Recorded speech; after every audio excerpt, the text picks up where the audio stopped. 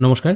SIR final লিস্টে যাদের নাম আন্ডার অ্যাডজুডিকেশন বা বিচারাধীন ছিল এবং সেই নামগুলি বিচারকরা বিচার করে ডিলিটেড লিস্টে ফেলে দিয়েছেন, মানে যাদের নাম এখন ডিলিট হয়ে গেছে, তারা কিন্তু আবার অ্যাপিল করতে পারবেন।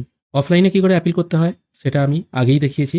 এবার আজকের ভিডিওতে আমরা দেখে নেব আপনারা কী করে অনলাইনে অ্যাপিল করবেন, এবং অ্যাপিল করার সঙ্গে সঙ্গে ওখানে কিছু কথা আপনাকে ইংরেজিতে লিখতে হবে। এই কথাগুলো কী হবে বা আবেদনপত্রটি আপনারা ইংরেজিতে কীভাবে লিখবেন সেটাও বলে দেবো। ডেসক্রিপশনে সেটা আমি দিয়ে রাখবো, সেখান থেকে আপনারা সরাসরি কপি পেস্ট করে আবেদন করতে পারবেন। আবেদন করার জন্য voters.eci.gov.in এই পোর্টালে চলে আসতে হবে। ওয়েবসাইটের লিঙ্কও ডেসক্রিপশনে দেওয়া থাকবে। এখানে আসার পর একটু নিচের দিকে চলে আসবেন। এখানে সাবমিট অ্যাপিল ফর ইন্ডিভিজুয়ালস এই অপশনটায় আপনাকে ক্লিক করতে হবে। আমি আপাতত এই অপশনটায় ক্লিক করছি। এখানে ক্লিক করার পর এই পোর্টালে আপনাকে ফোন নাম্বার পুট করে লগ ইন করতে হবে। যদি এই পোর্টালে আগে থেকে আপনি রেজিস্ট্রেশন করে না থাকেন তাহলে সাইন আপ অপশনে ক্লিক করবেন। এখানে আপনার ফোন নাম্বার এবং ক্যাপচা পুট করে কন্টিনিউ করবেন। এরপর আপনার ফার্স্ট নেম এবং লাস্ট নেম পুট করে রিকোয়েস্ট ওটিপি করবেন। এরপর আপনার ফোনে একটি ওটিপি চলে আসবে, সেটা এখানে পুট করে ভেরিফাই করবেন। ভেরিফাই হয়ে গেলেই আপনার রেজিস্ট্রেশন প্রসেস কমপ্লিট হয়ে যাবে। এরপর আপনি লগ ইন করতে পারবেন। লগ ইন করার জন্য আবার সাবমিট অ্যাপিল এই অপশনটায় ক্লিক করবেন। এখানে সেম ফোন নাম্বার এবং ক্যাপচা পুট করে রিকোয়েস্ট ওটিপি করবেন। এরপর আপনার ফোনে ওটিপি চলে আসবে 6 সংখ্যার, সেটা এখানে পুট করে ভেরিফাই করবেন। এরপর আপনার সামনে এই টাইপের একটি ড্যাশবোর্ড চলে আসবে। এখানে আপনার যে ভোটার কার্ড নাম্বারটি ডিলিট হয়ে গেছে সেই ভোটার কার্ড নাম্বারটি এখানে পুট করে সার্চ অপশনে ক্লিক করবেন। ভোটার কার্ড নাম্বার পুট করার সঙ্গে সঙ্গে এপিক নাম্বার ইনকারেক্ট এই টাইপের একটি পপ আপ আসতে পারে, কিন্তু এখানে আপনার ভোটার কার্ড নাম্বার পুট করার সঙ্গে সঙ্গে আপনার নামটা এখানে চলে আসবে। নাম যেহেতু চলে আসছে কোনো রকম অসুবিধা নেই। যাদের অ্যাডজুডিকেশন ডিলিটেড লিস্ট 1 এবং 2 এ নাম আছে তাদের কিন্তু এই সমস্যাটা হচ্ছে না। যাদের 3 নাম্বার 4 নাম্বার এবং 4-এর এ এই লিস্টগুলোয় নাম আছে তাদেরই কিন্তু এই সমস্যাটা হচ্ছে, যেহেতু এই লিস্টগুলো পরে বেরিয়েছে। প্রথম দিকে যাদের নাম আছে তাদের কিন্তু এই সমস্যা হচ্ছে না।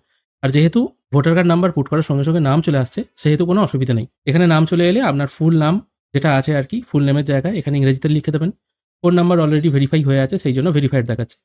তারপর আপনার এপিক কার্ড নাম্বার যেটা আছে বা ভোটার কার্ড নাম্বার বর্তমানে সেটা এখানে পুট করে দেবেন। এরপর আপনার সম্পূর্ণ যে ঠিকানাটা আছে সেই ঠিকানাটা ম্যাক্সিমাম 250টা ক্যারেক্টারের মধ্যে এই ঘরে লিখতে হবে। তারপর আপনি যে অ্যাপিল করবেন সেটা আপনাকে আবেদন জানাতে হবে। এবার এটা বাংলায় তো লেখা যাবে না, ইংরেজিতেই লিখতে হবে।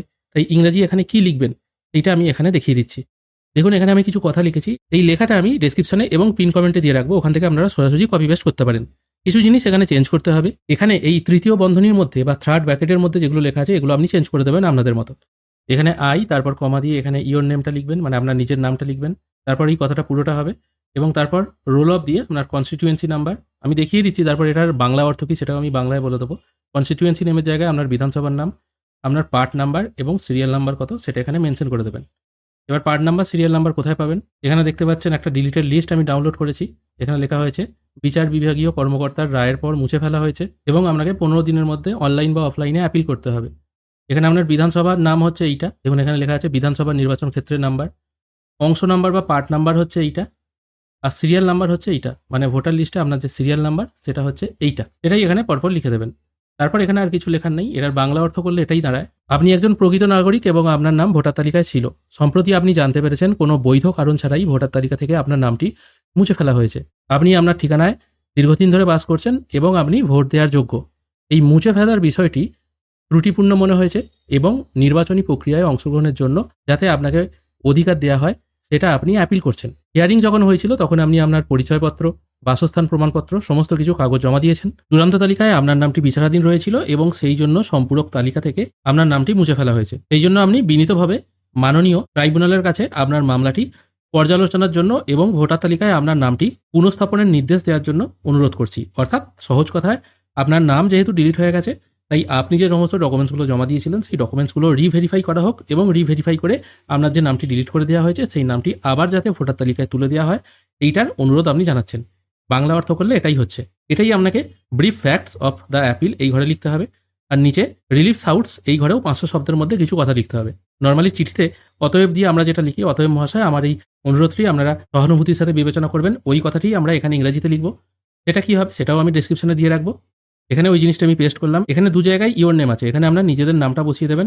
থার্ড ব্র্যাকেটটা তুলে দেবেন, এটা তুলে দিয়ে শুধুমাত্র আপনার নিজের নামটা এই জায়গায় আর এই জায়গায় 2 জায়গায় বসিয়ে দেবেন। এটার বাংলা অর্থ করলে দাঁড়ায় আপনি বিনীতভাবে প্রার্থনা করছেন মাননীয় ট্রাইব্যুনাল যেন ভোটার তালিকা থেকে আপনার নামটি যে অন্যায়ভাবে মুছে ফেলেছে এই সিদ্ধান্তটা যেন বাতিল করেন এবং আপনাকে পুনরায় ভোটদানের সুযোগ করে দেন, মানে আপনার আবার নামটা পুনরায় ভোটার তালিকায় যাতে পুনঃস্থাপন হয় তার আপনি অনুরোধ জানাচ্ছেন। এটাই শুধুমাত্র ওখানে লিখতে হবে। এটা ইংরেজি ফরম্যাটে আছে, বাংলা করলে কি হয় সেটাও আমি দেখিয়ে দিলাম। তারপর এখানে প্লেসটা পুট করে সাবমিট অপশানে ক্লিক করবেন। সাবমিট হয়ে গেলেই আপনার ফর্ম জেনারেট হয়ে যাবে, সেটা আপনারা ডাউনলোড করেও রাখতে পারেন। তবে এখানে একটা কথা বলার, এখানে কিন্তু কোনো কিছু ডকুমেন্টস আপলোড করতে হচ্ছে না। সকালেই আমি একটি ভিডিও পোস্ট করেছিলাম, কিন্তু এই লেখাগুলি অ্যাকচুয়ালি কী হবে সেটা অনেকেই জানতে চেয়েছিলেন, সেই জন্য তাদের জন্য এই লেখাগুলো আমি পোস্ট করে দিচ্ছি। অফলাইনে অ্যাপিল কী করে করলাম সেটার ভিডিও অলরেডি দেওয়া আছে। আজকের ভিডিও এখানেই শেষ করছি। ভিডিও যদি ভালো লেগে থাকে অবশ্যই একটি লাইক করবেন। ভিডিও দেখার জন্য অসংখ্য ধন্যবাদ। ভালো থাকবেন।